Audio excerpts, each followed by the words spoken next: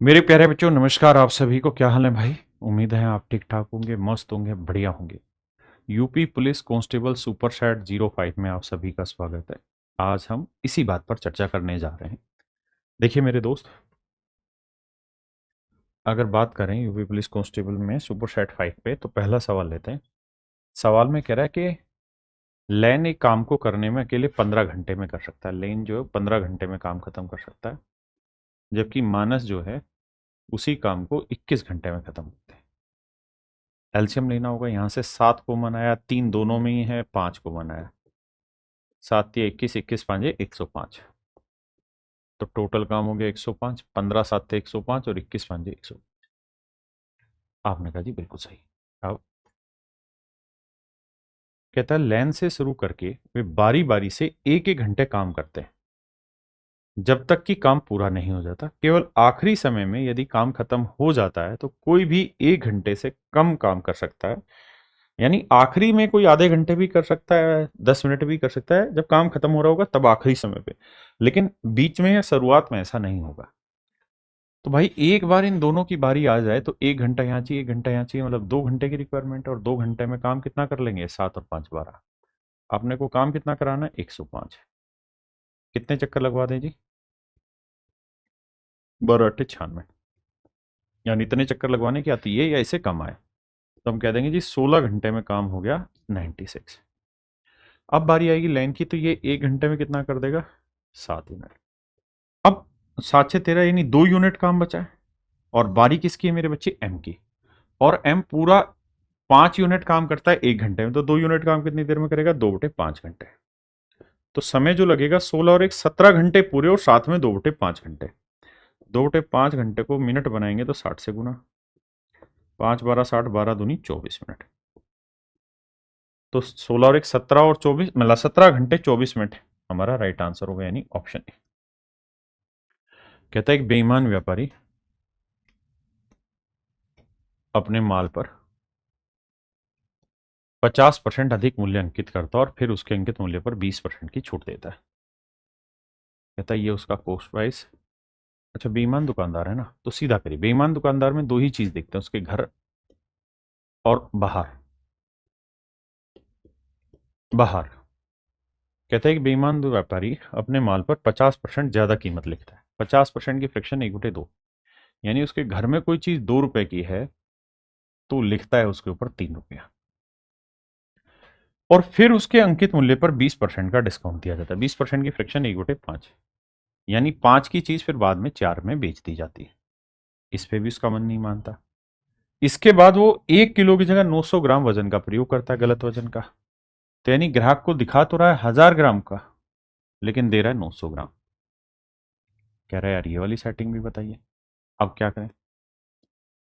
कैसे बताएं क्यों तुमको चाहें यारा, बताना चाहें। 2 जीरो से 2 जीरो, 3 से काटेंगे 3 आया, 2 से काटेंगे 2 आया, 5 से काटेंगे 2 आया। तो आप कहेंगे जी 3 की चीज 4 में बेची। और 3 की चीज 4 में बेचने का मतलब है 1 का लाभ। 1 का लाभ 3 पे, तो 100 पे कितना? तो जवाब हो जाएगा 33 सही 1/3%, यानी 33.33%, यानी ऑप्शन ए। देखिए भाई, सवाल कह रहा है कि निश्चित धनराशि पर 2 वर्षों के लिए 5% की रेट से साधारण ब्याज 1600 रुपये। तो मेरे बच्चे एक बात समझिए, साधारण ब्याज है तो 1 साल में ब्याज 5%, तो 2 सालों में ब्याज कितना हो गया? 10%। तो सवाल में कह रहा है जी 10% जो ब्याज है ना, उसकी वैल्यू दे रखी है 1600 के बराबर। 10% ब्याज 1600 रुपए के बराबर। तो 3 साल के बाद समान दर पर चक्रवृद्धि ब्याज याद कीजिए। 3 साल में रेट यही हो तो कंपाउंड इंटरेस्ट क्या होगा? तो देखिए यार, एक तरीका तो यह है कि यहां से आप प्रिंसिपल निकालने के, भाई 10% की वैल्यू इतनी, तो 1% की वैल्यू इतनी, तो 100% की वैल्यू कितनी। तो आप कहेंगे जी प्रिंसिपल आ गया 16,000 रुपये। अब 16,000 रुपये पे मुझसे कंपाउंड इंटरेस्ट पूछा जा रहा है। टाइम 3 साल है तो 3 3 1 होता है पास्कल रूल। तो 16,000 का 5% निकालेंगे 800, 800 का 5% निकालेंगे 40, 40 का 5% निकालेंगे 2। अब देखिए दोस्त, 3 को 800 से गुना करोगे 2400, 3 को 40 से गुना करेंगे 120, और 1 को 2 से गुना करेंगे 2, तो जो आंसर आया वो 2, 2, 4 और 1 5, 2। आंसर आया 2522, जो कि मेरा ऑप्शन होगा ए की, क्योंकि एक ही ऑप्शन है जिसमें आखिरी अंक 2 आ रहा है। कह रहे यार 11 से विभाजित करने पर शेषफल क्या आएगा। तो मेरे बच्चे शेषफल निकालना है तो आप ऐसे देखिए, आपको इस एक्सप्रेशन को 11 से भाग देना है। जी, तो 11 से इसे भाग देंगे, 11 दूनी 22 प्लस 1 आया, 11 तीय 33 प्लस 1 आया, 11 चौक 44 प्लस 1 आया, 11 पाँचे 55 प्लस 1 आया, 11 छक 66 प्लस 1 आया, 11 सात 77 प्लस 1 आया। यानी 11 से भाग दिया तो ये रिमाइंडर है। अब सबकी गुना करेंगे तो एक को कितनी भी बार गुना कर लीजिए, रिमाइंडर 1 ही आए। तो ऑप्शन बी मेरा राइट आंसर। कहता है यार इसकी वैल्यू बताइए। देखिए मेरे बच्चे, ऐसे में क्या करना है, ये 11.4 है ना, इस 4 को 3 बार लिख लो, क्योंकि यहां मैक्सिमम 3 डिजिट है। अगला है 22.567, उससे अगला है 33.59, और 3 बार लिखेंगे तो 9। कह ये रहा है कि इन दोनों को जोड़ दो और इसे घटा दो। तो 7 4 11 में से 9 गया 2, 6 4 10 में से 9 गया 1, 4 और 5 9, 9 में से 5 गया 4, और 11 और 22 33 में 33 गया 0। तो मेरा जो आंसर आएगा 0.412, और 1 2 के ऊपर बार आएगा। हम ये देखते हैं कि मैक्सिमम कितने पे बार है, 2 पे, तो यहाँ 2 पे बार लगाएंगे 12 पे, तो 4.12 पे बार, यानी ऑप्शन बी मेरा करेक्ट आंसर। अच्छा सॉरी 0.412, ये वाला ऑप्शन सी मेरा राइट आंसर, सॉरी। देखिए दोस्त, सवाल में क्या कह रहा है, सवाल ने कहा कि भाई एक्स और वाई दो लोग हैं, 1200-2400 रुपए के पैसे के साथ आए, 6 महीने बाद जेड आ गया 1800 रुपए लेके। तो मैंने इनमें ये समझाया कि इनमें कुछ कॉमन आता तो ले लिया करो, जैसे 2 जीरो कट गया, 2 जीरो कट गया, 2 जीरो कट गया। अब 6 दूनी 12, 6 चौक 24, और 6 तिया 18। तो इसका मतलब वो ये कह रहा है कि भाई एक्स वाई और जेड 3 आदमी है। जो एक्स है वो 2 रुपए लेके आया, जो वाई है मेरे बच्चे वो 4 रुपए लेके आया, और जो जेड है मेरे प्यारे बच्चे वो 3 रुपए लेके आया। आपने कहा ठीक है, 2 4 और 3 रुपए लेके आया। अब जो जेड है वो 6 महीने बाद आया, तो यानी इसका पैसा केवल 6 महीने के लिए इस्तेमाल हो, जबकि इनका पैसा 12-12 महीने के लिए इस्तेमाल हो। अगर मेरे प्यारे बच्चों हम इनका रेशियो निकालने चले जाएं तो 6 एकम 6, 6 दूनी 12, 6 दूनी 12। तो यानी एक्स का जो हिस्सा होगा वो 2 दूनी 4, तो वाई का हिस्सा 4 दूनी 8, तो जेड का हिस्सा होगा 3। लेकिन कहानी ये है कि जो भी प्रॉफिट होगा, जेड उसका सैलरी के रूप में 10% रखेगा। जेड सैलरी के रूप में 10% रखेगा जो भी प्रॉफिट होगा। जैसे सवाल ने कहा कि वर्ष का कुल लाभ जेड को वेतन देने से पहले 7200 है, यानी 7200 रुपए है टोटल प्रॉफिट। तो इस 7200 में से 10% यानी 720 रुपए तो ले लेगा जेड अपनी तनख्वाह। तो जो जेड है 720 रुपए तो कमाएगा सैलरी के रूप में, ये तो सैलरी के रूप में ले जाएगा। और जो बाकी पैसा बच गया उसमें जेड अपना प्रॉफिट भी लेगा। जेड उसमें क्या लेगा मेरे भाई, प्रॉफिट भी लेगा। तो बाकी पैसा बच कितना गया, आप यूं कहेंगे 7200 का 10% सैलरी के रूप में बट गया, तो बचा कितना है, 90%। तो आप ऐसे कह सकते हैं जी 7200 रुपए का 90% हिस्सा बचा हुआ है, ये अब प्रॉफिट में बांटा जाएगा। और जब बांटा जाएगा तो उसमें जेड का हिस्सा कितना हो जाएगा, 3 यूनिट। बिल्कुल ठीक है। टोटल हिस्सा कितना है, 4 और 8 12 और 3 15, यानी 15 में 3 यूनिट, 15 में 3 यूनिट। तो ये आएगा जेड का प्रॉफिट में हिस्सा, जमा 720 रुपए है मेरे बच्चे उसकी सैलरी। तो ये कुल मिला के वो पैसा होगा जो जेड को मिलेगा। अब देखो यार, 3 से काटेंगे 5 आया, है ना, और 5 से काटेंगे तो 18 आया, परसेंटेज से काटेंगे 2 जीरो, खत्म। अब अगर हम यूनिट डिजिट पे जाएं तो 8 को 2 से किया, 8 दूनी 16, 6 आया यूनिट डिजिट, यहाँ 0 है, तो 6 में 0 जोड़ेंगे तो जो भी मेरा आंसर होगा उसका इकाई अंक 6 होना चाहिए, और 6 मेरे बच्चे एक ही ऑप्शन में, ऑप्शन सी। नहीं तो इसे सोल्व कर लेंगे, 18 गुना 72 जमा 720। क्लियर है जी, गुना करके तब आसानी से आंसर निकल जाएगा। कहता है 7 घंटियां एक साथ बजना शुरू करती हैं, जब सातों घंटियां बजती हैं तो कितनी कितनी देर के वक्त के बाद ये बजती हैं। तो जवाब होगा 3, 5, 7, 9, 12, 15 और 18, इतने सेकंड के अंतराल पर बजती है। अगर इतने सेकंड के अंतराल पे बजती है मेरे प्यारे बच्चों, तो हमें इनका एलसीएम लेना होगा। एलसीएम लेने के लिए एक बड़ी तरकीब होती है क्या, कि आप जैसे ही देखा करो कि दो की बड़ी पावर क्या है, तो 12 के अंदर 2 की पावर 2 यानी 4 शामिल है, 2 की पावर 2। अब 3 की बड़ी पावर 3 की पावर 1, 3 की पावर 2, 3 की पावर 2 सबसे बड़ी है। उसका 5 यहां पे है, 5 ही यहां पे है, तो 5 लिख लो। अब बचा मेरे भाई 7, तो 7, तो ये आया एलसीएम। बहुतों को समझ नहीं आएगा, जिन्होंने मुझसे नहीं पढ़ा होगा एलसीएम निकालना, उनको ये दिक्कत होगी। तो दिक्कत है तो क्या सिखा रखा है पेपर में मैंने, कि अगर ये नंबर आगे मौजूद है तो एलसीएम लेते वक्त कैंसिल करो, तो 3 है। 5 आगे मौजूद है जी, 15 मौजूद है, हटा दो। 7 है, नहीं है। 9 आगे मौजूद है जी, हाँ 18 में है, तो हटा दो। तो अब आपको जो एलसीएम लेना है ना, वो 7, 12, 15 और 18 का लेना है बस, और किसी चीज का नहीं लेना है। तो एलसीएम लोगे मेरे बच्चे तो ये आएगा। इसे सोल्व करेंगे तो 4 गुना 9 गुना 5 गुना 7, यानी इतने सेकंड के बाद या हर इतने सेकंड के बाद ये सारी घंटियां एक साथ बजेंगी। जबकि सवाल में कह रहा है कि यार हम टाइम जो दे रहे हैं वो 42 मिनट का दे रहे हैं, तो 42 मिनट में कितनी बार बजेंगी, तो भाई 42 मिनट के सेकंड बनाएंगे तो गुना 60, क्योंकि ये सेकंड थी। तो ये इतने सेकंड में एक बार बजती है, यानी 4 गुना 9 गुना 5 गुना 7, इतने सेकंड में एक बार बजती हैं। तो इतने सेकंड में कितनी बार बजेंगी, तो आप कहेंगे भाग देते हैं यार, 7 से काटेंगे 6 आया, बिल्कुल ठीक है। अब 5 से काटेंगे 12 आया, 4 से काटेंगे 3 आया, 6 × 3 = 18 को 9 से काटेंगे 2 आया, यानी 2 बार बजेंगे। लेकिन जब भी कंपटीशन स्टार्ट करते हैं तो एक बार सबको एक साथ बजाया जाता है, तब कंपटीशन स्टार्ट होता है।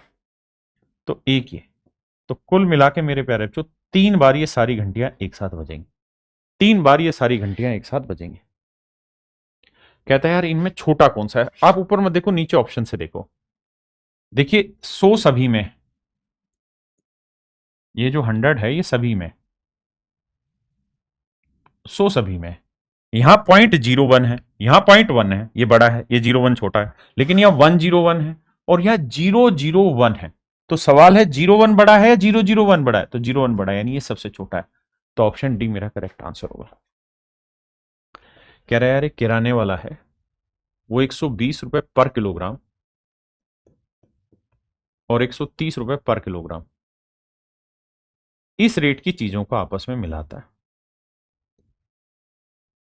और मिलाने के बाद जो सामान है उसे इस रेट में बेच देता है, 136 रुपए 40 पैसे के भाव से बेच देता है। और जब इस रेट से बेच रहा है तो उसे प्रॉफिट हो रहा है 10%, तो 10% की फ्रैक्शन हो गई मेरे प्यारे बच्चों 1/10, यानी 10 की चीज 1 का लाभ लेके 11 में बेची जाएगी। तो 11 यूनिट इसको रिप्रेजेंट कर रहा है, तो 10 की वैल्यू कितनी, ध्यान देना। कह रहा है जब वो इतने में कोई चीज बेच रहा है ना, तो उसे 10% का प्रॉफिट हो रहा है, मतलब 10 की चीज 11 में बेच रहा। तो 11 यूनिट रिप्रेजेंट कर रहा है 136.4 को, तो 1 यूनिट की वैल्यू इतनी, तो 10 की वैल्यू कितनी। 10 से डेसिमल हटा, 11 से काटेंगे, 11 कम 11 बचा 2, 11 दूनी 22, 11 चौक 24, तो 124।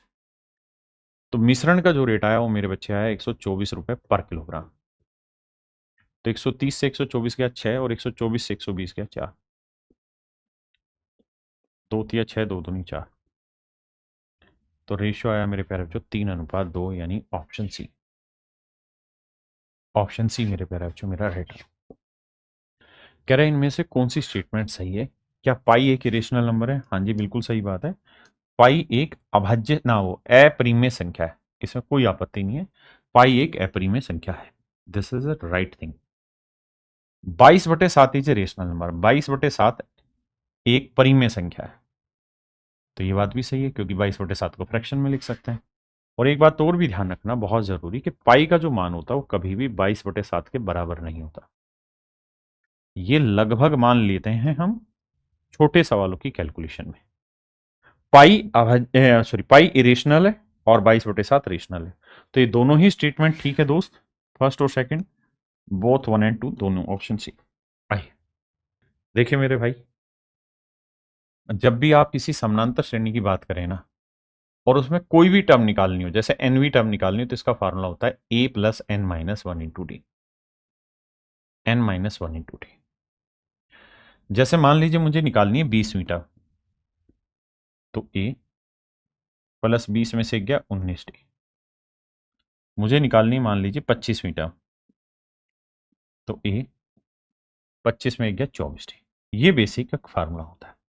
दूसरी चीज, मान लीजिए जैसे मैंने आपको कह दिया कि यार 15वीं टर्म में से 8वीं टर्म घटा दीजिए, बताइए रिजल्ट क्या आएगा। तो आप कहेंगे 15th टर्म जो होगी A+14D होगी। क्यों जी? क्योंकि यहाँ n-1 होता है। और 8th टर्म जो होगी वो A+7D होगी, क्योंकि 8 में गया 60D। और मुझे इसमें से ये चीज घटानी, माइनस करनी। तो A+14D माइनस A-7D। ए से ए कट गया मेरे बच्चे, बिल्कुल ठीक है। 14 में से 7 गया, तो आंसर आया 70। तो सर आप क्या बताना चाह रहे हैं? तो मैं आपको ये बताना चाह रहा हूं कि जब भी ऐसा सवाल आए ना, तो ये हमेशा ही इन दोनों नंबर के डिफरेंस, 15 और 8 का डिफरेंस क्या है? 7। ये इसके बराबर होता है। बात खत्म। जैसे इस सवाल में कहा कि भाई 20वीं और 12वीं पद का डिफरेंस, तो इसका जो डिफरेंस आएगा ना 20 में 12 गया 8D आएगा। और 8D की जो वैल्यू है -32। तेरा मेरा ये यार अमर। तो डी की जो वैल्यू आएगी मेरे प्यारे बच्चों -4 आएगी। ऑप्शन बी मेरा राइट आंसर। डी की जो वैल्यू आएगी वो -4 आएगी। देखिए भाई क्या करें। देखिए यार ए को इसके बटे ले जाएंगे तो यह आएगा 11A बटे ए। भाई 11A बटे ए -9/A। भाई ए इधर भी जाएगा और ए इसके बटे आएगा, तो ए से ए खत्म हो जाएगा। बिल्कुल ठीक। तो ये बचेगा 11 -9/A। ऐसे ये बचेगा 11 -9/B। और ये बचेगा 11 -9/C बराबर 0। अब 11 11 11 उधर लेके जाएंगे तो क्या बचेगा? -33। आपने कहा बिल्कुल ठीक है, उधर जाएगा -33। हाँ जी।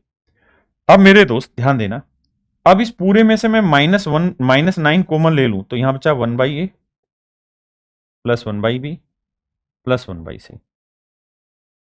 माइनस से माइनस कट गया और ये 9 जाके उधर नीचे चिपक गया। अब 1/A plus 1/B plus 1/C की वैल्यू हमारे पास है 33/9 और यहां लिखा हुआ है 6। तो 6 गुना 33/9 मेरा राइट आंसर है। तो देखो यार, 3 से काटेंगे 11, 3 3 दूनी 6, 11 दूनी 22 मेरा राइट आंसर। ऑप्शन बी मेरा करेक्ट आंसर। कहता है यार राम ने एक पुराना स्कूटर 45,000 में खरीदा, 7500 उस पर एक्स्ट्रा खर्च कर दिए, 58,000 में बेच दिया। अगर परसेंटेज पूछा है तो सबसे पहले यहां जो कटता है काटिए। जैसे 2 जीरो काटते काटते काट दी। अब 450 में आपने कोई चीज खरीदी, 75 रुपए आपने उस पर और खर्च कर दिए, तो 450 में 75 जोड़ा तो हम कह देंगे जी जो सीपी बना वो 525 बना। बिल्कुल ठीक है। और जब बेचने की बात आई तो आपने वो चीज कितने में बेची? 580 में। हाँ जी। तो कितना प्रॉफिट हो गया जी? तो आप कहेंगे जी प्रॉफिट हो गया 25 और 30 55 का। 55 का प्रॉफिट हो गया। तो 55 का प्रॉफिट हुआ है 525 पे। तो कहता है 100 पे बताओ यार कितना हो गया। ये हमारा सवाल। 100 पे बताइए कहता है यार कितना हुआ। अब अगर आप ध्यान से देखें तो ऑप्शन नजदीक नजदीक है, लड़ा तो ऐसे नहीं जाएगा, लेकिन एक काम किया जा सकता है। कैसे?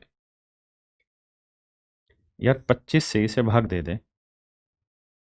तो 25 से भाग दो, चलो 25 से भाग दे रहे हैं। 25 दूनी 50, 25 से कम 25 21 आया, 25 चौकू 100। आपने कहा जी बिल्कुल ठीक है। अब ये आया 4 5 20, 4 5 20 और 2 22, 220/21 आया। 21 से भाग देंगे तो 21 दाई 210 बचा 10। 10 21 से भाग जाएगा नहीं तो यहाँ 0 आएगा, फिर डेसिमल आएगा और 10 दशमलव में एक ही ऑप्शन है, दैट इज ए। यही आंसर हो। देखिए यार इन सवालों में क्या करो, यहाँ 4/17 तो यहाँ पे भी 4/17 करोगे तो यहाँ माइनस लग जाएगा। यहाँ 4/17, यहाँ 4/17 करोगे माइनस लग जाएगा।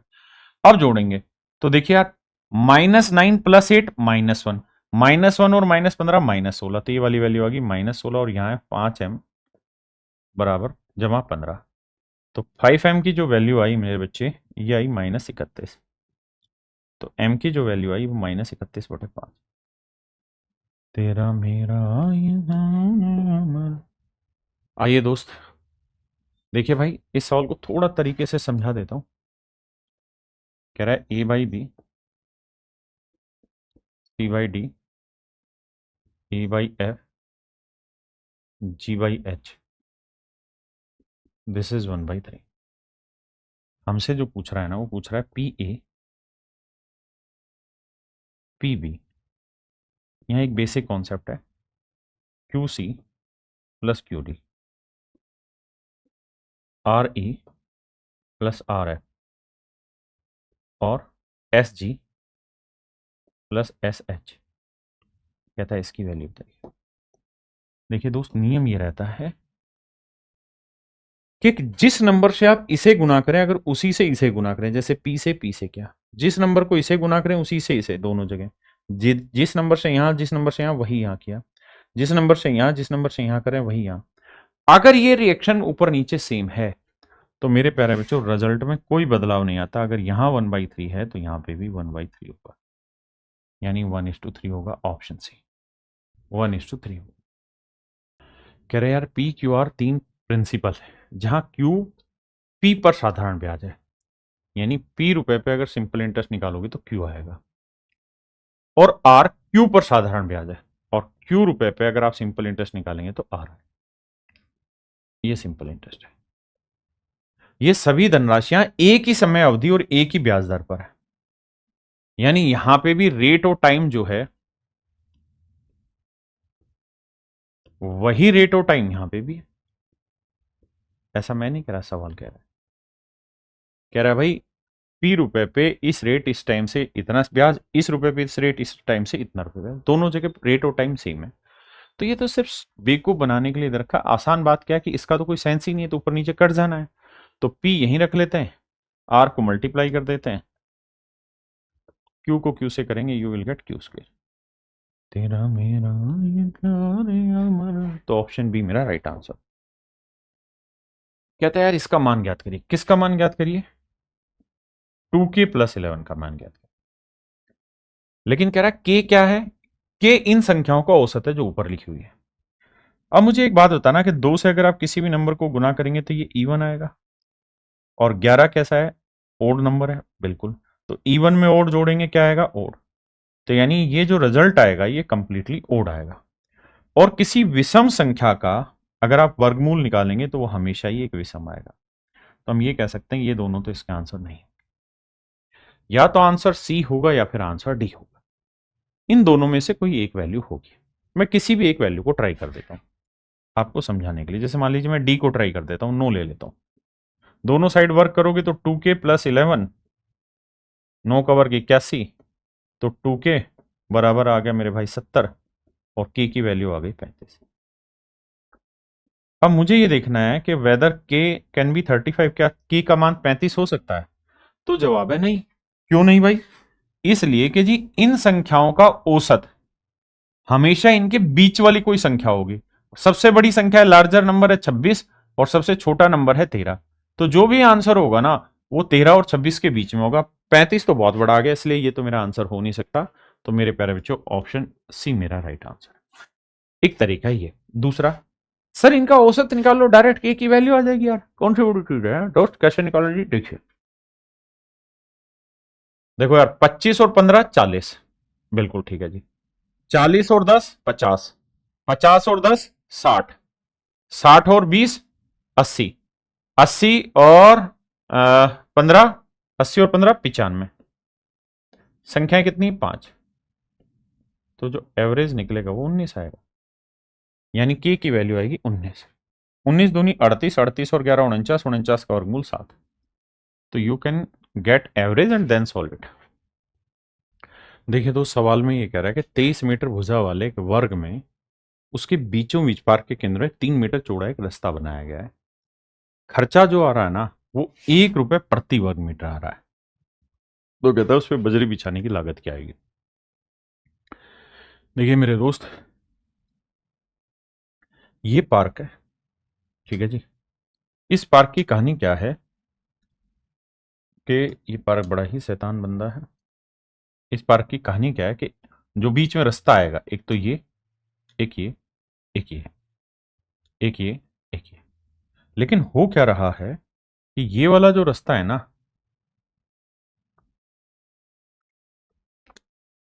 ये रेड कलर वाला जो बीच में है ये 2 बार लिया गया, इस वाले में भी और इस वाले में। तो इसका फार्मूला ये रहता है कि अगर वर्ग की भुजा ए है और रास्ते की चौड़ाई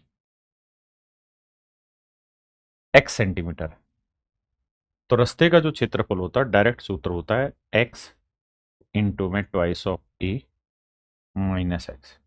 जैसे अपने वाले सवाल में रास्ते की चौड़ाई है 3, वर्ग की भुजा थी 23, 23 दूनी 46, एक्स की वैल्यू 3, तो जो एरिया आया वो 3 गुना 46 में 3 गया 43, तो आंसर आएगा 3 तिया 9, 3 चौक 12 और 1 13, नहीं 12, तो आंसर आया मेरे बच्चे 129, यानी ऑप्शन डी मेरे प्यारे बच्चों मेरा करेक्ट आंसर होगा। कहते हैं ठोस बेलन के आधार की त्रिज्या और ऊंचाई का योग 17 है, यानी बेलन की रेडियस और हाइट है, इसका जोड़ 70 नहीं दिया हुआ। जबकि कह रहा है ठोस बेलन का टोटल सरफेस एरिया, तो टोटल सरफेस एरिया होता है जी 2 पाई यानी 22/7 into R into H plus R, ये रहता है जी फार्मूला। ये दे रखा है 748। तो देखो यार एच प्लस आर की वैल्यू 17 उसने पहले ही दे रखी, आपने कहा जी ठीक है। अब काटते हैं, कैसे कटेगा जी? 17 से काटेंगे, 17 चौकूं 68, बचा कितना 6, 17 चौकूं 68 44, 22 दूनी 44, तो आर की जो डायरेक्ट वैल्यू निकल के आ गई वो मेरे बच्चे आ गई 7। अगर आर की वैल्यू 7 है तो 7 प्लस एच बराबर 17 है, तो एच की जो वैल्यू आएगी 17 में 7 क्या 10 आएगी। आइए जी, कहता था given bar graph represent the number of boys and girls studying in 5 different colleges, study this graph carefully and answer the question. कहता है ए बी सी डी ही 5 कॉलेज है, इनमें लड़के और लड़कियों की संख्या का अनुपात इतना, मतलब लड़के लड़कियों की संख्या इतनी है, तो इस पर सवाल पूछे। पहला सवाल है कॉलेज बी में पढ़ने वाली लड़कियों की संख्या सभी कॉलेज में पढ़ने वाली लड़कियों की कुल संख्या का कितना परसेंट है। कहता है बी में पढ़ने वाली लड़कियों की संख्या सभी कॉलेज में पढ़ने वाली लड़कियों की संख्या का कितना परसेंट है। अब देखिए यार, एक तरीका तो ये कि हम इन सबको जोड़ लें और जोड़ के फिर सेटल करें। मैं जोड़ ही लेता हूं, जैसे 0 0 5 5 10 0, एक हंसी 2 और 1 3 7 10 6 16 और 2 18, हासिल 1 1 और 1 2 और 1 3 और 1 4 1 5 और 1 6, तो जोड़ आया 680। अब 680 में बी में पढ़ने वाली लड़कियां कितनी है 170, तो ये आया 1/4 और 1/4 होता है 25%, तो आंसर आया मेरे भाई 25%।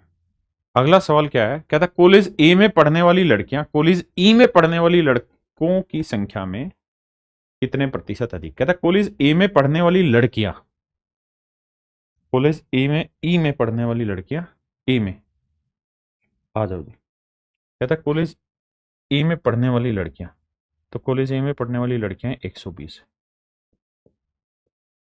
और कॉलेज ई में पढ़ने वाले लड़कों की संख्या, तो ई कॉलेज में पढ़ने वाले लड़के हैं 95, कितने हैं जी 95, से कितने परसेंट अधिक है। तो पहले रेशियो ले लो, 24 आया, यह आया 19, तो 19 से कितनी ज्यादा है 5 ज्यादा है, तो हम कह देंगे यार 5 ज्यादा है 19 से, तो 100 पे कितना। अब 1/19 जो होता है उसकी हमें फ्रैक्शन पता है, 5 से ही 5/19 होती है, हाँ है ना। तो एक बात तो आप सीधा सीधा दिमाग लगा सकते थे कि अगर यहाँ 20 लिखा होता तो 5 चौक 20 1/4 25 होता, लेकिन यहाँ 20 से छोटी वैल्यू लिखी तो आंसर 25 से बड़ा आएगा। अब 25 से बड़ा ये भी है, ये भी है, वो होगा नहीं, वो बहुत बड़ा है। अब हमें देखना है कौन सा हो सकता है। तो बेटर है कि यार 1/19 की फ्रैक्शन आपको पता है 5 से करेंगे तो 5 5 25 आया, और 5 को इससे करेंगे तो 25/19, तो ये आएगा 1 सही 6/19, यानी 26 सही 6/19, यानी 26 पॉइंट समथिंग। तो 26 पॉइंट समथिंग एक ही ऑप्शन में, दैट इज ऑप्शन सी। कहते हैं राजेश ने ये सामग्रियां खरीदी बेची हैं, भाई राजेश बहुत खरीदार बेचदार आदमी बन गया है।